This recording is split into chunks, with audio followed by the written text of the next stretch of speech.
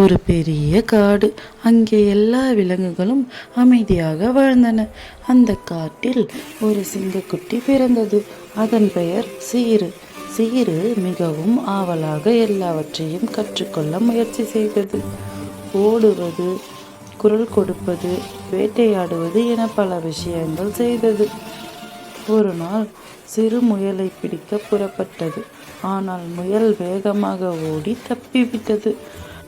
சீரு மனம் உடைந்து, நான் இதை செய்ய முடியாதா என்று நினைத்து புலம்பியது. அதை பார்த்த தந்தை சிங்கம் சிரித்து கொண்டு சொன்னார், சீரு, எதையும் விட்டு விடாதே. ஒவ்வொரு தோல்வியிலும் ஒரு பாடம் இருக்கு, அதை கற்றுக்கொள் என்று சொன்னார். அதை கேட்டு அந்த வார்த்தைகள் சீருவின் மனதில் பதிந்தது. அடுத்த நாள் சீரு மீண்டும் முயற்சி செய்தது. இந்த முறை அது ஓடும்போது கவனித்தது. காற்றின் திசை, நிலத்தின் சரிவு, முயலில் திருப்பங்கள். ஆனாலும் முயல் மீண்டும் தப்பிவிட்டது. சீரு மீண்டும் சோகமானது. ஆனால் தந்தையின் வார்த்தைகள் நினைவுக்கு வந்தது. விட்டு விடாதே, கற்றுக்கொள். மூன்றாவது நாளில் சீரு புதிய யோசனையுடன் புறப்பட்டது. இந்த முறை அது புல்லுக்குள் மறைந்து காத்திருந்தது. முயல் வரும்போது அமைதியாக கண்காணித்தது. சரியான நேரத்தில் பாய்ந்தது. முயல் அதிர்ச்சியடைந்து ஓடினாலும் சீரு அதனை நுட்பமாக சிக்க வைத்தது.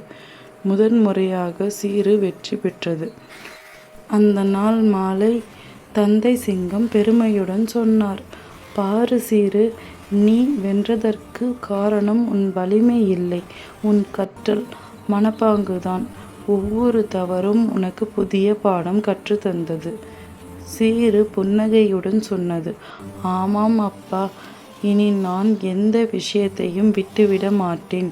தோல்வி வந்தாலும் நான் கற்றுக்கொள்வேன். அந்த நாள் முதல் சீரு அந்த காட்டின் தைரியமான சிங்கமாக வளர்ந்தது. இந்த கதையில் பொன்மொழிகள் கூறுவது, எதையும் விட்டு விடாதே, கற்றுக்கொள். தொடர்ந்து இந்த மாதிரி பொன்மொழிகள் கதையை கேட்க பொன்மொழி சேனலை சப்ஸ்கிரைப் செய்யுங்கள். அடுத்த பொன்மொழி கதைகளில் சந்திப்போம். பாய்.